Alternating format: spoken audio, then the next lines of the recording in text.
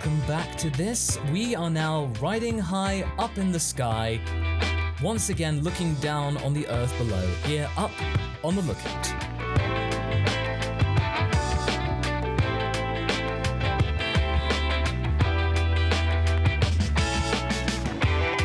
For those of you who don't know, Up on the Lookout is a podcast about Dragon Ball, but more of a casual theme to it, but you can also learn some things too, as well as understanding the community around it. And if you have been enjoying the last few episodes, I really encourage you to leave a review on your respective podcasting service. It really does help push it up and let other people know about the wonders of Dragon Ball. But I'm not doing this all alone. I am joined as well, as always, by my pal Haverok here. Hello, I'm the other guy on this podcast. And we have our third person up here. He's managed to actually scale the means to get here up from Korin's Tower. He is a major contributor to the Dragon Ball community, one of the major voices, in fact. He does loads of things concerning Dragon Ball, as well as actually delving into a bit of Dragon Quest as well for good measure, and all things related to geekdom. It's our main man, Geekdom, obviously.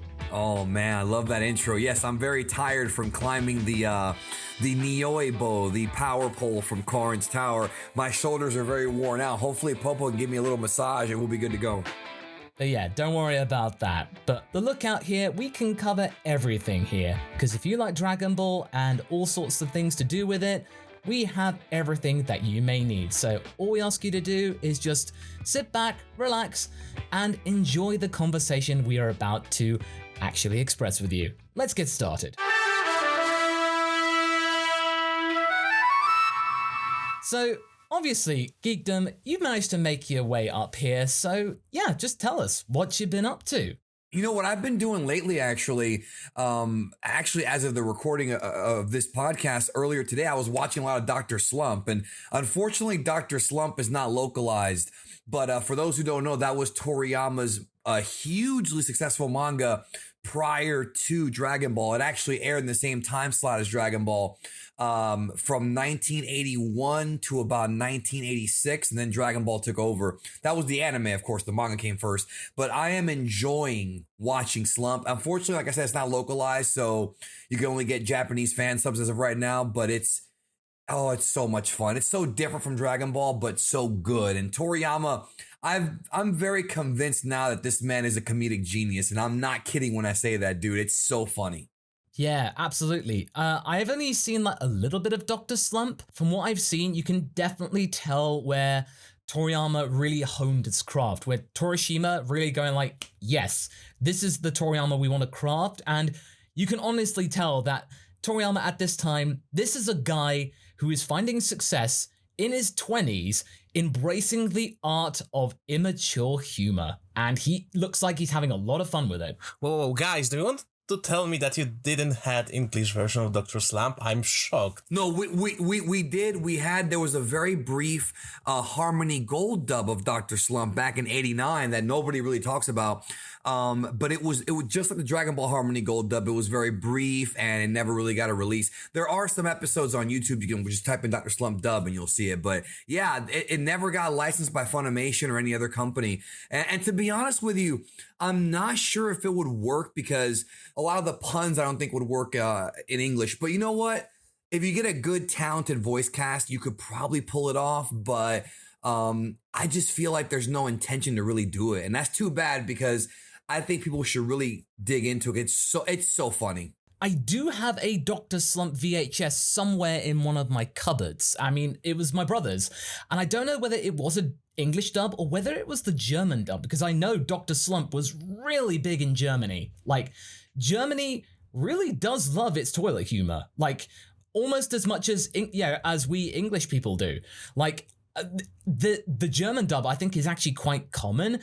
Anyway, for any of you out there that are listening from Germany, do let us know if Dr. Slump is readily available in your country or wherever you are, because that is really fascinating to me. But it just goes to show, really, that Toriyama's work, it can appeal to different markets and some markets that you don't expect. Like with Dragon Ball, for example, in South America, it's absolutely immense. I'm actually going to be covering it next week with a couple of my fellow co-workers on R&R, and we've been taking in like viewer contributions from Latin America, Central America, South America about what Dragon Ball means to them. And if you are listening to that and you haven't done so yet, I'll leave the email in the show notes. So if you would like to actually share your audio contribution, it can be up to like 60 seconds long. Do give us your thoughts. That's just a little shout out there. Let me do mine. I'm gonna do one for you as well, because I grew up on the Spanish dub as well, the Mexican dub. When I was at the second Kamehacon, I rarely get starstruck, but I'm sitting there in the hotel lobby and I see Mario Castañeda and Rene Garcia, the voices of Goku and Vegeta, and I jump back like, oh my God, they're actually here. And I shook their hand and I was like, I grew up watching your dub, because I'm Latin American myself. So I grew up with the Japanese, English, and Spanish dubs, because, at the time, the English dub had not gone past the Frieza saga. So we had to watch it in other languages. And also it was very censored with the original Ocean dub. So I'm watching Telemundo and I'm seeing blood and I'm seeing all these scenes that were cut out of the Ocean dub. And I'm just like, wait a second. And I'm discovering how Dragon Ball is supposed to be. And I owe it all to the Spanish dub. I love that dub. I adore that dub. We got Dragon Ball Z in the UK around about 2000, so we were relatively late to the game. And I remember it being censored and all that, but I remember then looking on the internet, we just got broadband. So 512 kilobits per second, baby. That was the day. And, but seeing all those like AMVs back in the day, I even made a couple. This was like way more like for teens, like rated T, and like more mature than I thought it was. And that was an eye-opener in of itself. And when I was like 14, it was crazy. But yeah, no, absolutely. If you want to like contribute your own little kind of audio thing, I'll leave you an email and wish to send it, and you can include it in that episode as well.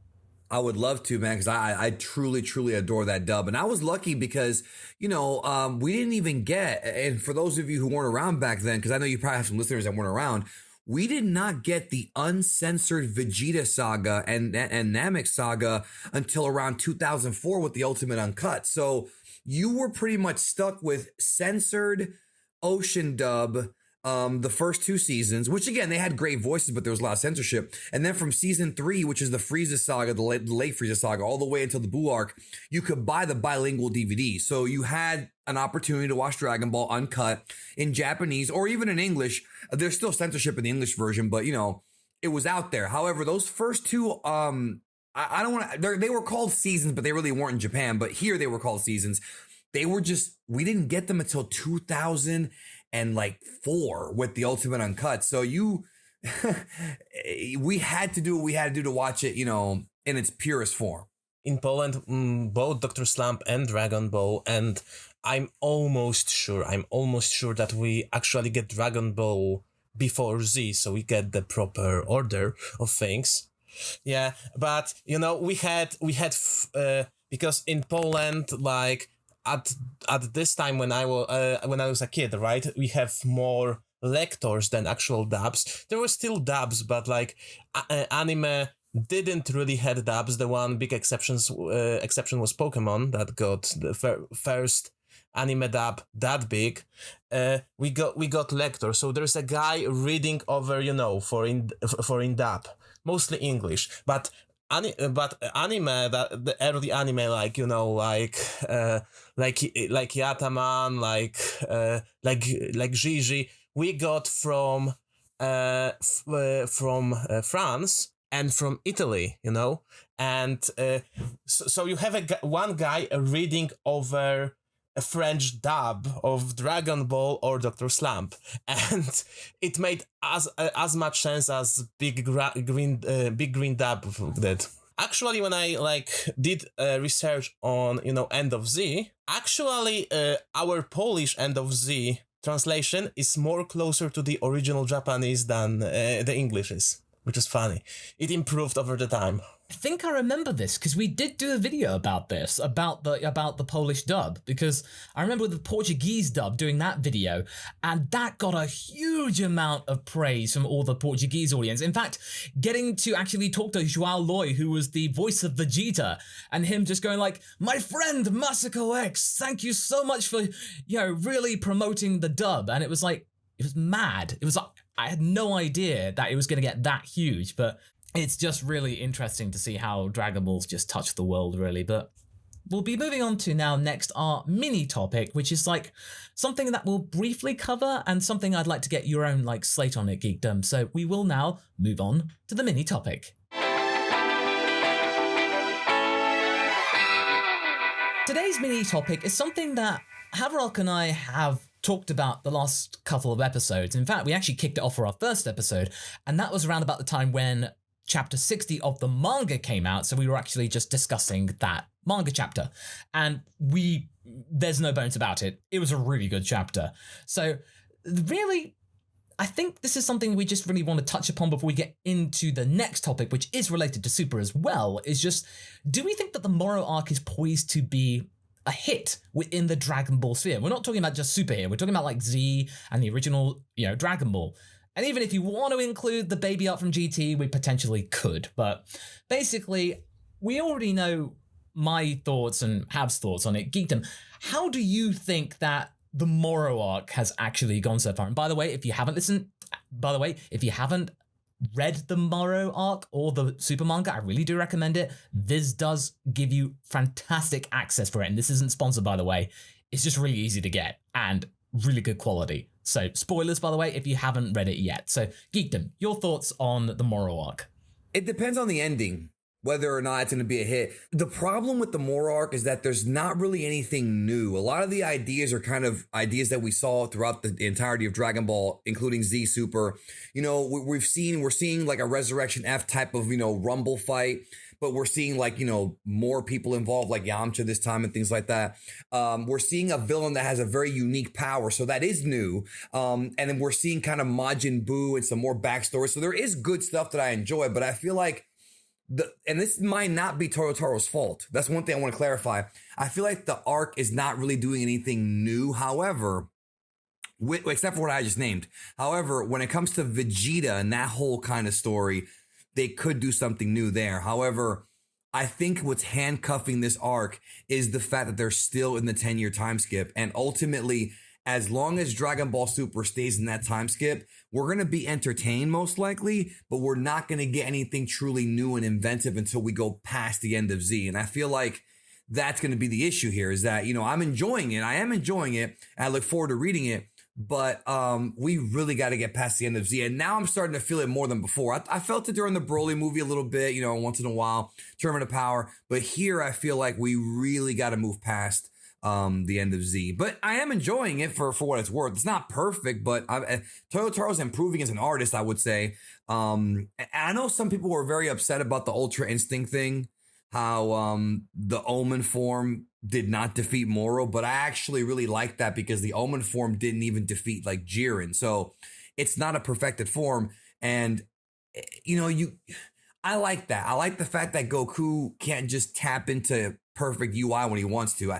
They should drag that out, and have it be a bigger moment when he's able to actually master, which should be way later on. Like, I think they're doing a pretty good job. Also, I want to say, Moscow, I really love the theme of this arc. The fact that Goku and Vegeta trained individually, Goku with Mirrors and Vegeta with the Yardrats, and they both kind of went in different pathways. Goku wanting to improve his Ultra Instinct. Vegeta, however, looking for an actual technique as a solution. And the Yardrats know many, many techniques beyond just instantaneous movement.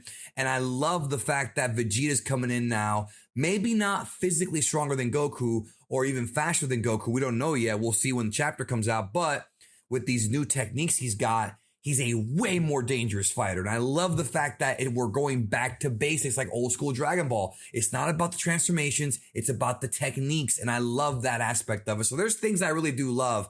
I just really hope they go past the end of Z at some point. The one thing that we really, really do love, and I suppose this actually ties into the whole about best and worst moments of the arc, but the best thing that I think right now, what they've been doing is showing how Goku and Vegeta have changed in the sense of like Goku is being incredibly impatient and rushing through Ultra Instinct Sign or Omen or whatever you want to call it.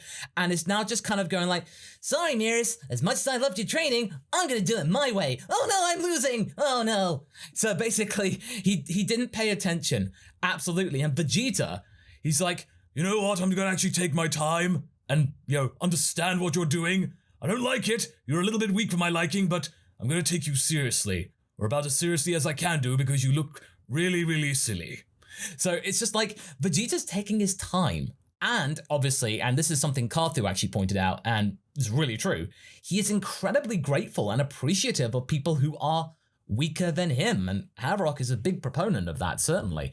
That's certainly the biggest thing. And Goku is actually not enjoying this fight with Moro. He's really not liking it at all. It's not going his way. I think this is something that I love the most. Like, I think this is something that's the most new to Goku when he cannot, like, this is one guy that he cannot, cannot simply play, cannot, this isn't fight for fun. This isn't fight for honor. Like, Moro just basically hacks him and, and toys with him, and Goku loses his patience. I think in a long time for, I don't remember the last fight when Goku wasn't enjoying it really in any way. And also we finally have the feeling that, his bad decisions are punished in some way, because like the biggest problem to me with Super was that Goku's dumb decisions were going scot-free because he's Goku when he's endearing, which was, part of what made Z so cool is that Goku acknowledged some stuff, especially with Cell. That was, I think, his big moment. And it's like, as I mentioned in the last podcast with Lucia, seeing him be like Moro toying with him is kind of catharsis by proxy. This arc might not be ending as soon as people think it is, because we still have 7-3 out there. We've got other members of Moro's group. We've got Majin Buu who might come back to fight. So there's still, people are assuming that Vegeta's going to come in there and just defeat this guy. I don't know. I think we might have some twists and turns coming up. I certainly hope so, because having Vegeta just win right now is a little bit anticlimactic. I feel like something else needs to happen first. I'm not saying he shouldn't win, but maybe it should be a little bit more earned. But we'll see. I mean, I am looking forward to it. It's a highlight of my month when it comes out on the 20th, but the 18th in June, it'll be coming out 2 days early. And these chapters, they're not short. They're actually like 40, 50 pages. So it's like the equivalent of 2 chapters back in the day. So it's like almost just getting 2 chapters worth in a fortnight. Yeah, bi-weekly almost, effectively. Right. I wish we did get it bi-weekly. It'd be more to cover, but yeah. It's fine. If people are saying they want a weekly manga, and that's hard. I don't think people understand how difficult it is to write a weekly manga like Toriyama used to do and Oda still does. And this is very hard work, yo. Very hard. You have to come up with the story, the paneling, everything within a week. Why do that when you can just make a bumper chapter, like a really big chapter once a month, and it gives people something to look forward to? So yeah, on the 20th of every month, most of the time, sometimes it's the 19th or the 18th, it depends when it comes out. 18th for June. Oh, okay, yeah. Cool, that's good to know. But so just mark that down in your calendars. So really, what would you say, you two, is like the worst moment in this Moro arc? What was the thing that you just think, like, nah, I'm sorry, that just doesn't work? I really don't know. I would have to say there was something that actually angered me a couple of chapters ago, but I don't remember what it was. I swear I do not remember, but there was something that actually did irritate me a couple of chapters ago.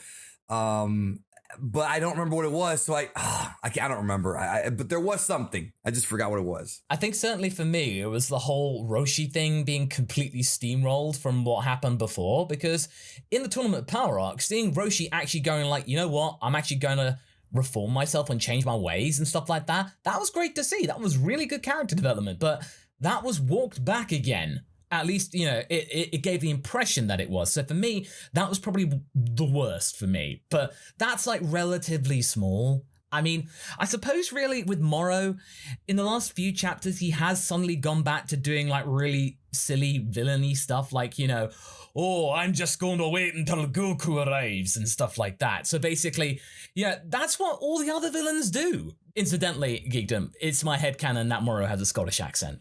I was gonna say, is that your voice for Moro? That's you gotta put him in R&R. I know it wouldn't make any sense, but whatever, fit him in somehow. You need something to distinguish this guy from everything else, because that moment when Goku reads his ki and is like scared, you need something to actually sound different. But yeah, so what would you say was the moment that made you kind of go the most like, eh? There are a couple of things. Like, I think the moment that made me was not really that Vegeta got instant transmission so quickly, because for once it's a typical Dragon Ball scene, and I don't think like people argue that it's here only to Vegeta to get a cool scene.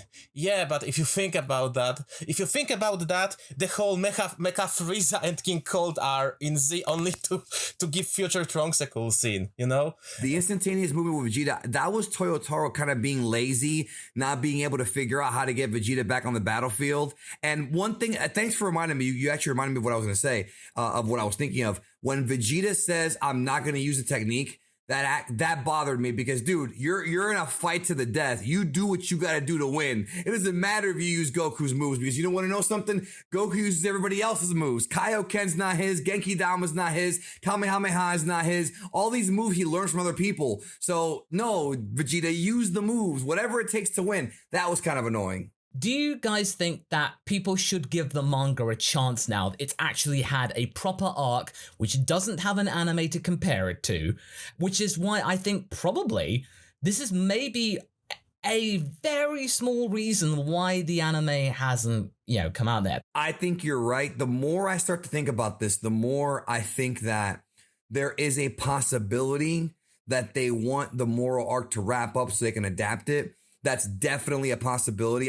Now, again, I want to clarify this. This is not news. This is not inside information. This is just me. This is just me speculating. It actually would make a lot of sense if they are waiting for that, because we do know now that Toriyama is in the backseat right now, and Toyotaro is the one driving this arc. So this is like his story. And I feel like if the anime does not adapt it into like a movie or a TV show, it's going to be really weird, because then it's going to be, okay, do we skip ahead? So I think the more time goes by, the more I agree. What I would personally love, Masako, and at first I was deathly afraid of this when I first started doing YouTube, but now I think it will work out. If Dragon Ball Super changed into being a seasonal show and they ran 20 episodes a year, that way we as content creators can cover the show for 6 months, and then for the other 6 months, do evergreen content, discuss what already happened, preview the next season. If they do that every single year and turn Super into a seasonal anime, I actually would really enjoy that. That would make my life so much easier, and it would give the animators time to pre-plan. It would give Toyotaro time to write his story. They need to do it. I know they don't usually do that, but they need to do it because it helps preserve the series, and I think it would make everything better. It wouldn't have the production problems that the original Super had, the first run. Yeah, it does. If they followed a similar model to what My Hero Academia does, it's like, it's become the routine now. There's like 20, 30, maybe 40 episodes. They take a 6-month break, then they go back to the next thing. It does work. It does keep the hype going. So yeah, that's probably our theory about why maybe this is like a very small thing, but we are here on the Master Quest channel, champions of conjecture. So we do always preface that with any of our theories. So really, we think that the Moro arc, they'll wait to wrap it up. So that means, because back in the day with Z and Dragon Ball, there was plenty of manga content. I think the closest that it got between parity with the manga and the anime was like maybe 8 weeks, around the time of the, when Super Saiyan arrived. There was only like 2 months between. That was as close as it got. Really, in the Super thing, it was completely different and it didn't work. So now, maybe they just want to go, you know what, let's get an arc and a bit down. Then we'll maybe talk about do the anime. Not just that, but also, dude, they could also throw in some slice of life episodes at the end of the season. Yeah. We love those. We love those. So Super did those really well. Episode 15 being one of my favorites. Goku hurling a tractor around. I love that. My number one episode of Super is the baseball episode. It was killer. It was one joke after another, one great moment after another. I love that episode. You know an episode's done really well with the fans if it actually has the blank episode. You know, that's the one that stays in living memory. So, and giving, those characters hobbies outside of fighting. It's so great to see Vegeta trying his best at cooking, for example. I love that.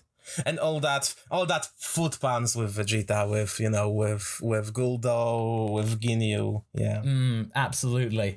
So really, in closing with this part of the discussion, would you people think that it's good?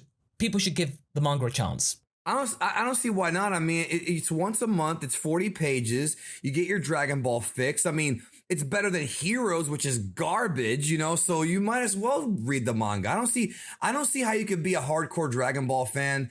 And of course, this is not like a judgmental thing, but I mean, if you're a hardcore Dragon Ball fan, you're going to digest as much as possible. How can you be a hardcore fan and not at least try the manga out, at least maybe every couple months if you can't read it for whatever reason and you're busy? Keep up with it at least, because it's the continuation that we have right now, Yeah, absolutely. I mean, I will say one thing about Heroes that I do like, and this is breaking off topic just a little bit, is that only one thing, and there was one character, Lags.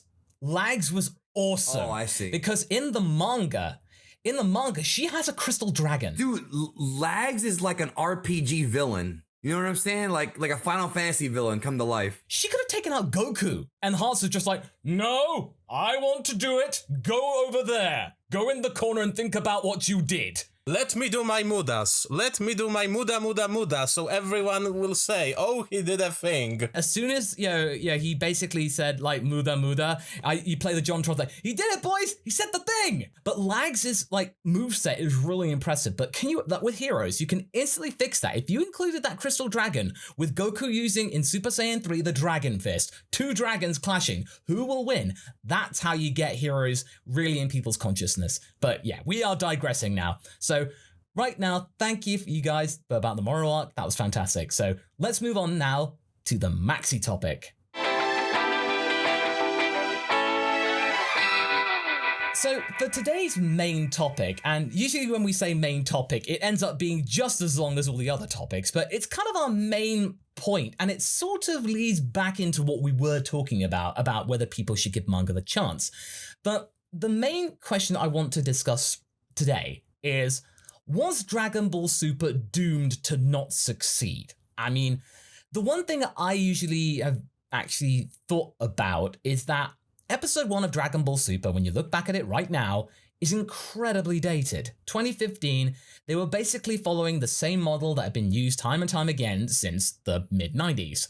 That was all very well and good for people who loved Dragon Ball back at the time, but it just felt like it hadn't really moved on. But when you get to Super Episode 131, the visuals don't just change for the better, to update themselves, but it feels like much more of a modern anime. That's something it can stand on its own 2 feet. It feels like it can adapt. So yeah, Dragon Ball Super did succeed. It's a solid 6 or maybe 7 out of 10 anime. As in, it's like, it did the business. It had a really good ending, especially with Goku managing to get Frieza to do stuff, finally.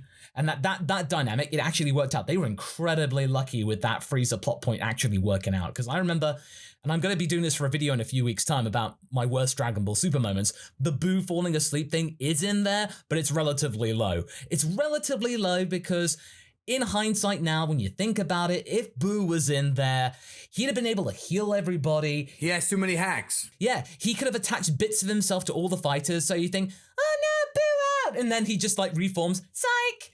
So, it's too easy. So I can understand now, with hindsight, why they did it. It was just not handled in the best way possible. Let's be honest, Frieza was one of the most entertaining things in that tournament. Yeah, it did work out. And now recently, I love the fact there is a meme now of Frieza looking at something and then he goes, I'll ignore that.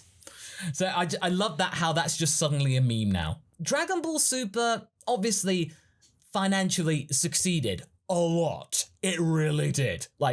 There are financial records all over the place that you can find that Toei has shown, especially in the overseas market, it makes billions of yen absolutely. There's no brainer. Dragon Ball is profitable. So it did succeed in that avenue. So that bit, that's pretty safe to say it did work out. It did turn out okay. But in terms of like how it's perceived with the fandom, did it succeed in that regard? Was it doomed to failure? I mean, it got very, very lucky. It certainly didn't have a really good start, certainly. Do you guys think that Dragon Ball Z maybe had something to blame about with Super maybe not getting off to a really good start? What kind of tropes in Super do you think came from Z and it's actually not Super's fault? I mean, I can easily start off with like Gotenks. Gotenks, to me, is probably one of the worst things in Super because not only does he not do anything, okay, he maybe gets like one kind of like rugby tackle almost, but after that, he's there for gags. But the point was in the Boo saga, yeah, he was there for gags. He was meant to be funny, but he was also incredibly powerful, and he was the only other guy who could do Super Saiyan 3. And that in itself was a big deal, especially when Super Saiyan 3 was absolutely brand spanking new. But in Super, he doesn't offer anything new. It's just, he is there because, oh yeah, Goten and Trunks haven't done anything, let's use them. And then you get to the Potofu arc, they use Super Saiyan 3 too quickly to show, oh no, these guys are really, really strong. And if they wanted that arc to succeed and actually give the kids something to do, they could have just had it be Goten and Trunks in peril all the way. Oh no, we're not going to be able to win. And then Monarca gets the win anyway. You don't need Goku and Vegeta. It's only 3 episodes long. So you could have had maybe Trunks in danger or Goten, because nobody wants to see poor Goten in trouble. It'd be like, oh no, how dare you attack Goten? He is the biggest cinnamon bun in the world. People would have been like, you monster. The writers just could not think of a way to end an arc without involving Goku and Vegeta in some way. So that is a trope I think did carry through, because after that arc, Goten and Trunks didn't really do anything else in the series ever again. It tried to play everything very safely because it was afraid of changing the characters too much. But on the other hand, in terms of storytelling, it tried too many things while being, handcuffed, as you said, by the end of Z. So let's take Zamasu, for example. I always say that Zamasu is a more interesting character without Goku Black than with Goku Black. And I think they try to make him sympathetic, but they give that huge convoluted plan for something that's effectively, a Sunday morning cartoon. And kind of like wasted this guy. It's still not the worst arc, but if you think about it, like, they tried something and it got so needlessly complicated that I think that by the end of the arc, they forgot what the start point is. Like, I often feel that, like the anime crew was kinda lost in their own doings, if that makes sense. I have a members only Discord server now where if you join my memberships on my channel, not plugging it or anything, but it is a plug. If you hit join, you can join tier 2, you can join the server, and we do watch parties in there. And, and even before the server was open, I had been watching some older stuff. And I'm going to say this, the more I watch old Dragon Ball, whether it be Dragon Ball Z or even some episodes of GT, the more I grow a disdain for Super. Like, it really makes Super has some great moments and great concepts. I think that Super expanded the multiverse by introducing 12 universes. I think it expanded the God hierarchy. Ultra Instinct Migate no Gokui was brilliant. It had some great moments. Bulma being pregnant was just awesome. Like, so many great moments in Super sprinkled throughout the series, but overall, the entire package, I think Super is less than 7 out of 10. I would probably put it at 6 out of 10 because, when there's an anime and you have to tell somebody to skip the first 27 episodes, that's not a good sign for an anime. And I feel like, yes, Dragon Ball Super could not exist without Z. It just can't. But I feel like, I don't think it's Dragon Ball Z's fault. I think it's the fact that Super had major production problems from day one. I think that what people don't understand is that Toriyama, when it came to Super, submitted very, very loose plot outlines, bullet points. He did not write a story. He did not storyboard. He just gave them bullet points. And what ended up happening was the writing team in Super had to kind of come together and craft the story out of it. There were many elements in Dragon Ball Super that Toriyama did not come up with. Kale was not Toriyama's idea. That was Toei. That was purely marketing, purely corporate decision because of the popularity of Broly. And then Trunks coming back, that was Shueisha's idea. You know, Toriyama wrote the story, but Shueisha gave him the idea. So what we have here with Dragon Ball Super is a corporate shell of what Dragon Ball and Dragon Ball Z were. Dragon Ball, the original manga, was Toriyama and his editors coming up with a story and writing it every week and then it being adapted to anime. Dragon Ball Super is a big corporate, I don't want to say it's a cash cow, but I guess it kind of is. It's very corporate. And when you have all these different writers, you've got inconsistent episodes. You've got things that happen in one episode that doesn't really make sense in the next episode. You've got things that contradict not only itself, but also the old series. And I feel like when you really examine it, because when it was first airing, we were all on the hype train. Everybody, you, me, other YouTubers. Yeah, we were all just enjoying it, looking forward to what was going to happen next. Oh, it's Tournament of Power. We got Girl Broly, as we called her. Kale, when she first appeared. You know, Hit, the Assassin, all this cool stuff that we were totally into. But when you actually examine Super, I think the writing is very subpar. I think Toriyama's bullet points were not enough for the writers to come up with. There was a very big lack of leadership in the series as far as the show running aspect of it goes. And I feel like Toriyama was writing these really short kind of movie arcs. The Trunks arc is basically going back and forth in a time machine. Like there's no real evolution of the story there. Whereas if you look at the Cell saga, you've got Trunks showing up, you've got the androids, they lose to the androids, and Cell shows up. There's all these twists and turns, you know. But in Super, we don't really have that. And then you have two tournaments. I'm not trashing Super. That's not what I'm doing. Super did very well for me. I got to meet a lot of friends through Super.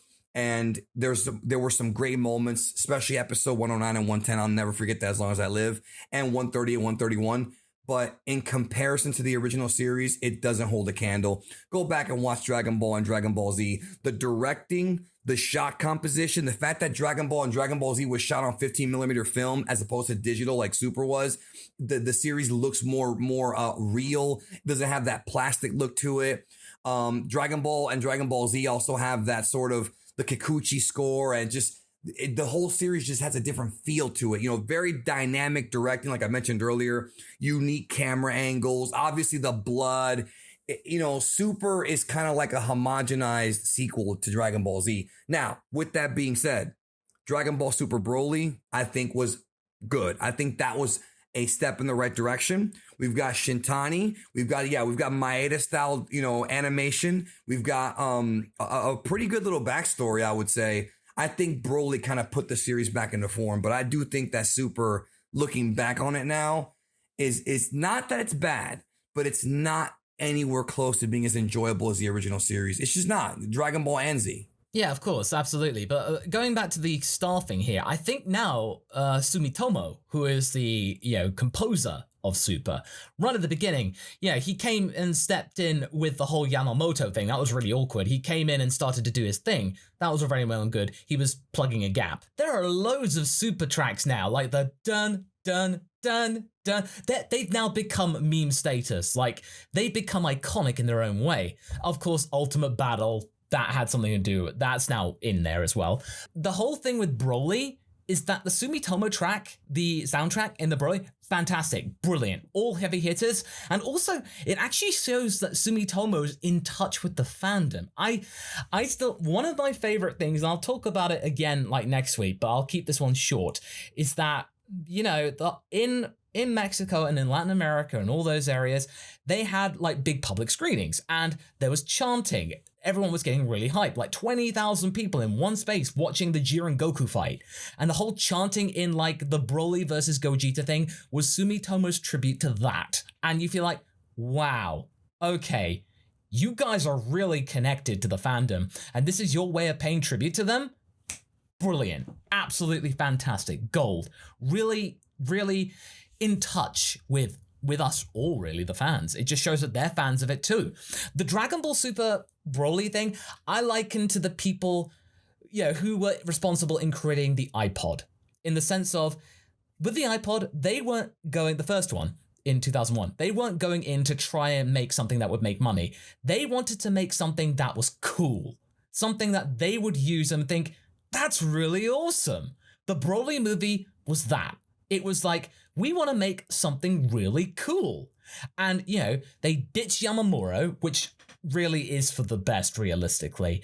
No, credit where credit's due. Fantastic work, but Super Dragon Ball Heroes is kind of telling when you compare Broly to Heroes, and you feel like, oh, it's like ice cream. It's ice cream and horse manure. Yeah, that's kind of the thing. And sometimes you get some really inspiring moments, like in episode 13 of Heroes. You sometimes, you get like kind of all the big guns in there sometimes. But either way, it kind of really just shows, as you might say, there is a little bit of truth that, Super had a lot of pressure on it from Dragon Ball Z. This was something to be coming back after 20 years of no mainstream series and all that kind of stuff. 2 good movies, but it did kind of, it did kind of fall down very hard at the beginning. The production fell apart, yeah. Yeah, absolutely. And it was just too cookie cutter, absolutely. The stylistic change when episode 77, doing the whole, different like kind of line thickness and stuff like that, that was really good.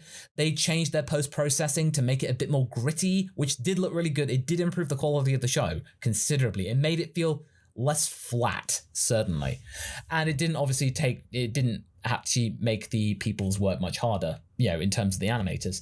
But I really do feel like maybe in a way they were too scared to make another GT because they really did hang on Toriyama's every word. They were over-reliant on Toriyama instead of actually taking the initiative, because with Toyotaro is learning from, Toriyama, and you feel like they were working really closely with the designs for the Tournament of Power. Those 70 characters they made to go with the Universe 6 and Universe 2 and onwards, that was Toriyama and Toyotaro working together, and they did a pretty good job. They pulled something off that was really, really difficult, making all these fighters distinctive, have their own powers, and actually do the business. My boy Kato Pestra, fantastic. I love that guy. He is so cool. And I love how in the anime, he actually gives Vegeta quite a lot of trouble. Like, ultimately he does fall down, lack of experience. But the fact is, Vegeta actually sort of took it seriously as he could possibly do for someone he doesn't know. Don't forget Dr. Pepperoni. It was a tribute to mecha anime, man. It was beautiful. Like there was a lot of good stuff to like about it. I don't want people to understand. I'm not trashing Super. I'm saying compared to the older series, Dragon Ball and Z, it doesn't hold up. On its own, it's still fun, but the old series, there's just something to it. There's a magic there. There's an energy there. There's a creativity there. Also, one more thing, Moscow, I didn't mean to interrupt you, but this is something that people don't talk about a lot. The original manga, there was no original manga with Super. There was no Toriyama manga. And what people forget is that Toriyama is really, really good at drawing and creating fight scenes. And if you watch Dragon Ball's fight scenes, whether it be early Dragon Ball into Z, they have a certain kind of way they go. They feel like chess matches where you'll have Roshi and Goku, and you'll have Roshi do a move and Goku will counter the move, and then Goku will do a move and they'll talk trash to each other. That's how the fights kind of go when Toriyama's in charge. Like that kind of piece by piece, storyboarding, just great stuff. Super didn't have any of that. Didn't have none of it. So you can tell that it was hurt by the fact that it did not have that original manga and that creativity from Toriyama, because he wasn't that involved. I have a friend who says that Dragon Ball Super is non-canon. I hate that word, but if somebody says that, there is an argument to be made only because of the fact that Toriyama was not as involved as he was in the original stuff. I mean, it's a fact. He just wasn't. And like we talked about, it's a corporate, it's very corporate now. It's sort of like Disney Star Wars. Like it's, what are the kids going to like? Oh, we have Broly. Let's make female Broly. Let's do female Saiyans. Let's bring back Frieza, bring back Trunks. All these fan service moments instead of letting the writer kind of tell his story. You know what I mean? Really, it does kind of tie back into our main topic, was Super doomed to not succeed? Sort of, maybe, but mostly no. It was rushed out way too quickly. I still found it really telling. I remember that news on Twitter, people messaging me saying, Masako, did you hear about Super? And I was working. I was like, no way. And then I saw the pictures and I was like, Of course, I was absolutely hyped. It was going to be amazing. But then I was just thinking, well, wait a minute. There's no logo. They just announced text. There's no logo. I mean, they came up with one like a week later or so, and even then, it's a bit janky. Like the manga logo with the Dragon Ball with the curve and then super underneath it. That's way better. That's really well better composed because it's like it keeps up that curve. Whereas having Dragon Ball and then the character Cho, at the end, it just seems a bit like it just kind of like you get the curve of the Dragon Ball text and then suddenly goes flat. It's like, that's a little weird. That's not really well composed, but okay, whatever, fine. There was a lot of pressure for Dragon Ball Super, obviously. It has a lot of legacy to go behind it. Really, it wasn't as bad as GT in the sense that it did have more preparation. But I will say GT was more creative, I felt.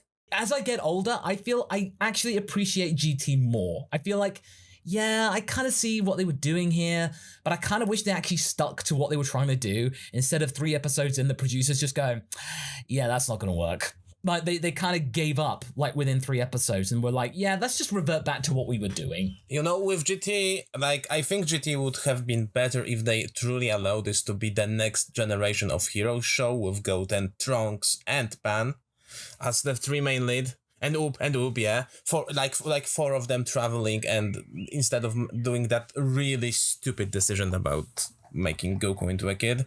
Well, and that's one thing I want to point out too is that I think that the Japanese office, again, it goes back to the corporate thing. They are so afraid of putting out a Dragon Ball product without Goku. It's like they need, because Goku is the mascot for the series, and I feel like that's why they kept him into GT, because as much as I want to see, and I think at some point we need to, you're right, evolve past Goku because the universe is so big. This Dragon Ball world Toriyama created, we could have a Pride Troopers anime. We could have a hit, Mandalorian. They could do a 12 episode hit OVA like The Mandalorian. People would eat it up. And as much as we love Nozawa, like we don't know how much longer she's gonna be voicing Goku. Well, what scares me is COVID-19. I don't want her to get that. You know what I'm saying? Nah, of course. I think we don't want any of them to. We want them to all stay safe and just be healthy, be prosperous and all that. So I think realistically, we can close this argument by basically just saying, yeah, Super did have some pressure on it and it was going to be very hard for it to succeed outright. Dragon Ball Super Broly definitely did succeed, but really Super, it kind of did it to itself, really. And I think this could all be resolved if they go seasonal. I'm telling you, because then they give Toriyama time to write. They give the staff time to prepare. Like if they go seasonal, which I was very against a few years ago, but I think that is solution to give us Dragon Ball and have it be. And then, you could throw in a movie once in a while, OVAs, things like that. That's the key, I think. But it makes them so much money right now. They don't even have to produce a new anime yet. In fact, if I was a betting man, again, this is just speculation, not an inside scoop. I think we're probably going to get a movie first and then the anime will return. I think that a film seems more likely to come out first. Yeah, I remember like when Resurrection F came out, I thought to myself, you know what? I'd be okay with a movie every 2 years. Like every 2 years a new movie comes out. Cool. I'd be all right with that. So yeah, I feel like Super definitely had a lot of chances to actually make a success of itself, and it kind of really fell flat at the beginning. So yeah, I think we've reached a good conclusion there. So on the lookout, let's just turn to the deck chairs and let's bring it down to make it more casual.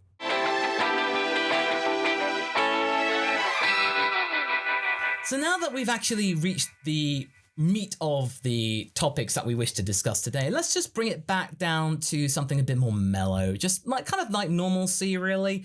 We're in our deck chairs, we're looking out at the horizon from the lookout and stuff like that, and we just like to muse about things relating to Dragon Ball. So really, like, Geekdom, in the last few years, now you've actually really been looking at Dragon Ball full on as a content creator, have there been moments from the show's past that have really kind of like resonated with you more now than they did before? One of the moments that really hit me was in Battle of Gods when Gohan finds out that Videl's pregnant, because that moment is so realistic and so like the look of joy, which they ruined in the TV version, they ruined it. But the movie, when he finds out Videl is pregnant, and he has that look on his face of complete joy and everybody's happy. Like, I get emotional when I see that. I get I mean, I don't cry, but I mean, we cry on the inside. You know what I mean? Like, I get emotional because it was so real. It was like, wow, like, this is powerful stuff, So that to me kind of hit me pretty hard. That's one. I mean, that just popped in my head to answer your question. But as far as old Dragon Ball goes, I've watched it so many times that the great moments are always going to be great. I mean, when Goku reunites with Grandpa Gohan, you could make the argument that's the best moment in the entire series right then and there. Also, all of the final battles, not so much Frieza because there was production problems and it was better in the manga, I think, honestly. But for the anime, the Cell and Majin Buu fights, the final sort of finales, like, Goku with the Genkidama, Gohan with the Father and Kamehameha, it's just great. It's just great. Like, and I love in Dragon Ball Z episode 190 when Goku gives Gohan the speech, you can do it, you can do it. I can't, Father. I have one arm. I'm down to half my power. And Goku still believed in him. Like, Gohan did not believe in himself. Goku believed in Gohan more than he believed in himself, and then Gohan believed in himself. And it's really powerful stuff when you kind of go back and watch it. And like I've said before, and I really implore people, I know there's nostalgia there. I get it. If you truly want to enjoy Dragon Ball, watch it from beginning to end in Japanese. I'm telling you, it's the purest way to see the series. You get the actual dialogue, the lines, you get, the way it was sort of meant to be seen. I know a lot of folks get hung up on Toonami, and that's all fine. Like, we all get into it one way or another, but you really got to do it from start to finish. Then you'll understand why Nozawa voices Goku the way she does. Then you'll understand the character arc of Goku in Dragon Ball. Then you'll understand sort of Vegeta's character more, because that was butchered in the English dub when Frieza kills him in the Z version, not the Kai version. I really strongly implore people to do that, because you won't regret it. I know you won't. Even if you still like the English version more when you're done with it, you'll at least understand why this show's so big all over the world. It'll hit you. You'll be like, yeah, I get it now. So in terms of Super, the one thing I've really kind of resonated is like 18. Really? Yeah, because there was this one moment when, like, Krillin's going, yeah, Goku, I still got it. Why don't you punch me in the face? See how you do it. Oh! And then 18's just like, what were you doing? And there's just tending to, his swollen up cheek. And there's this moment while she's doing it, she just lets out like a content smile. And I'm thinking, there it is, right there. 18 has reached peak contentment, because for the longest time, what she wanted was to be happy. And right now, she's happy. She's got a goofball of a husband, but she's got a successful marriage. They're the most stable relationship in Dragon Ball by far. And they're a team. They feel like a really good, solid team. And I found it, now that I look back on it, I remember for Resurrection F, when you had that bit where, Krillin shakes his head, I'm off to go and fight Frieza, honey. I'll be seeing ya. And then she goes, he's so cool. And everyone burst out laughing. And now I'm just like, oh, come on. I will say this also, Moscow, you reminded me of something really powerful too. I'm glad you said that, speaking of couples. The episode where the Videl Gohan stuff in Super, when the guy tells Videl he cheated on her, and Videl, this hit me. This is powerful, dude. If you've ever been in this situation in real life, Videl says, Gohan would never do that. Like, because a lot of times, if somebody tells like your mate you cheated, they're going to start, their insecurities kick in. Oh, is it true? Is it not? But Videl loved and knew this man so well that she was like, Gohan would never do that. I will never believe anybody saying he cheated on me. That was so adult for a kid's show. There are moments, that's what I'm saying. This is what I'm trying to say. There is things in Super that's so human. And that's why I can't hate the series, because those kind of, you know what I'm talking about, right, Moscow? Like when she kind of says, no, he would never do that. He's my guy. Like, dude, I love that. Like, it hit me. I actually have to partially disagree with you. No! What are you doing? Partially. The motivation behind that, absolute solid gold. Fantastic. They've got a stable relationship. Excellent. But I no issue about that. Barry Kahn was an absolute jerk. He shouldn't have done that. But I just feel like, in a way, it was the way it was storyboarded in the show. I felt like it could have been done better in a more human way to actually make Videl be reminded of, the plucky attitude of her as a character. She should have basically gone up and like smacked him across the face and just I know Gohan. It should have been more intense to really fit her character. But in a way, she was just sat there and was like, Gohan would never do that. I trust him completely. It just felt a bit flat. And I see your point. Fair enough. I just feel like her soul and the character she was is gone. And then going back to 18 and Krillin briefly, the whole bit where there's a cappuccino and the heart that 18 put in it starts to get all wavery. It's like, don't tell me I married a weakling, Krillin. And Krillin's like, no, I'm not a weakling. Okay, I'll go and, face my fears and all that kind of stuff. He's brave.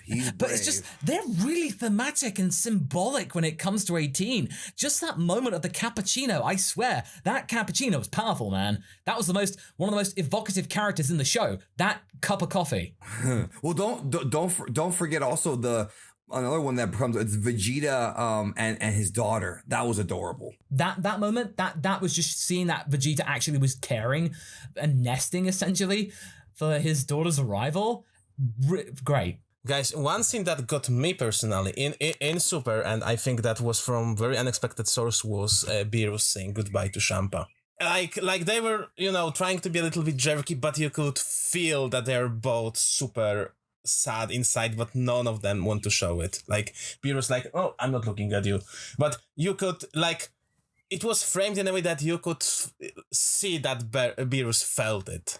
Felt the loss of his brother. I really liked it. It was pretty subtle for Super, really. I think this did hark back to the tournament when basically, Beerus wished for that Earth anyway. And then basically Champa realized that. So that was almost him kind of paying it forward.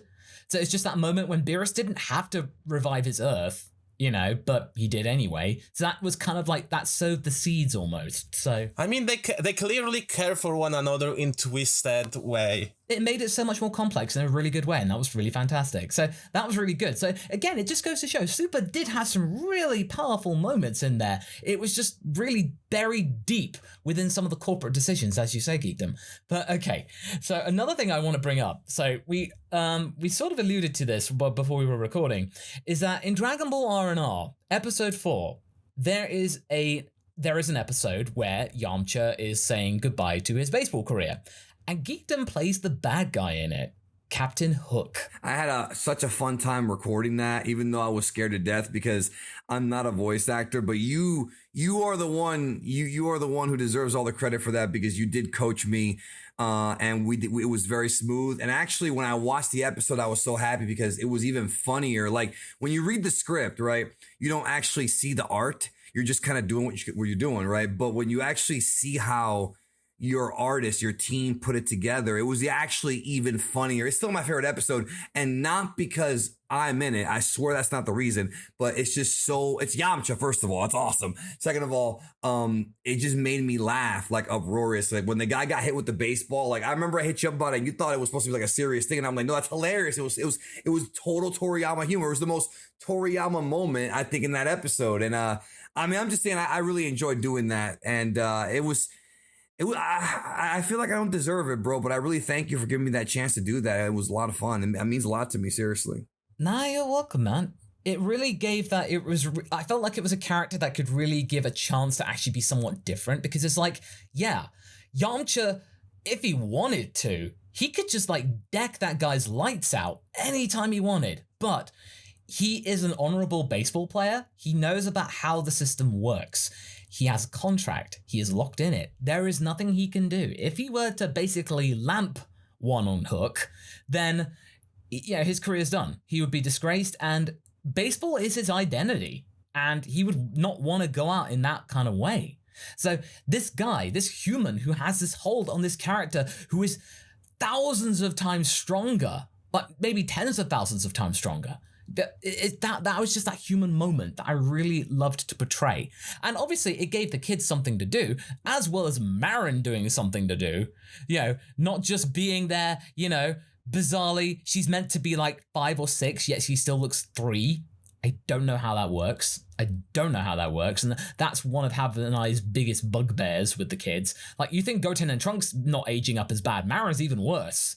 If you start watching Slump, I feel like you're going to be so inspired to do more R&R episodes, because Slump is sort of like R&R in that it is very episodic. You know, it's not like it's really too serialized. You know, some things carry over, but a lot of it's just its own little calamity story.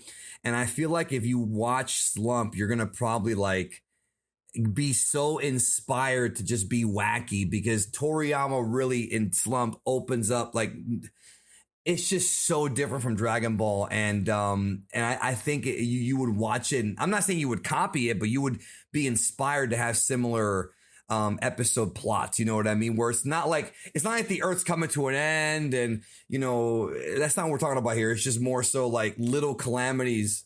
Yeah, like but ones that we kind of as human beings in real life kind of have to deal with, you know? Yes, absolutely. I mean, that is very true.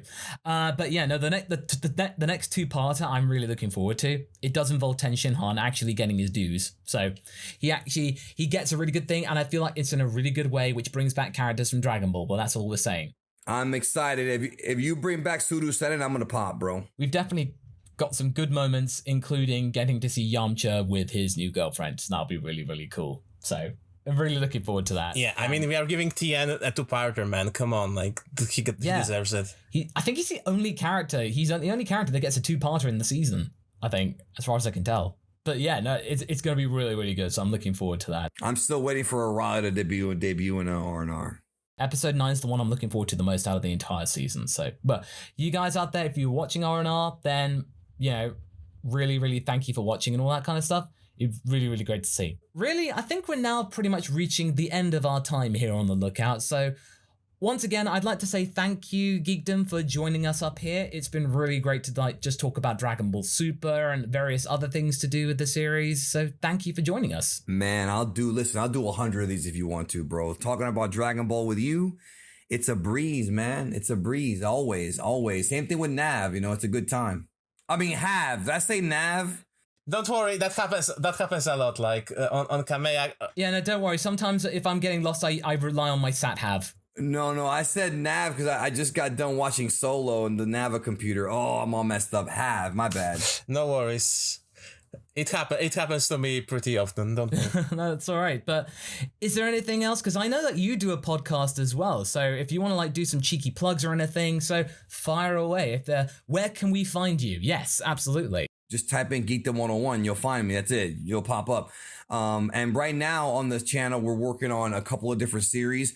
I'm doing one called Dragon Ball Highlights, read between the lines, where I watch classic moments in Dragon Ball and react to them. I've only got one up so far, Goku versus Vegeta, but it was a good time with little informational tidbits here and there. Also, I have this series going on now called The Technique Guide, where we go into all the techniques in Dragon Ball.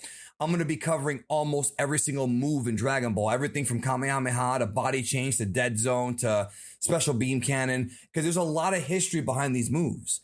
There's a lot of cool stuff. Like there's a lot of like a lot of Eastern philosophy, tidbits from Toriyama, all that stuff. Plus I have the transformation guide on there. Lots of different guides and explain videos. Lots of explaining stuff, you know.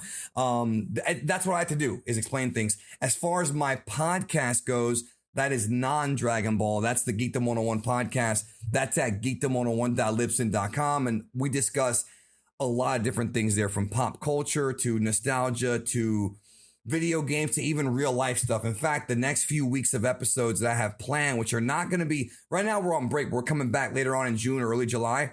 I have a lot of very interesting real life topics that we're going to be delving into. So it should be a good time. But Dragon Ball stuff is all going to be on Geekdom 101. That's the place to go. Right on, that sounds great. So basically you can find Geekdom pretty much anywhere where social media is. So once again, I'd like to say thank you so much, Geekdom, for joining us and for assisting me up here on The Lookout as well. If you have been listening, do really have a look at subscribing to this podcast, as well as rating and reviewing in your respective countries. It really does help a lot. 5 stars. 5 stars. Yeah, and also if you want to help contribute and be a caretaker of The Lookout and have your name be read out on the air, or close to air here, because there is a lot there. We are higher up in the air. Do go to mastercode.cc/lookout. It's in the show notes below, but you'll know what to do, and it will really help out the server costs here as well. But once again, thank you so much for joining us here up on the Lookout, and all we need to say is just stay safe out there. Thank you for listening, and we'll see you around next time. Ta-ra!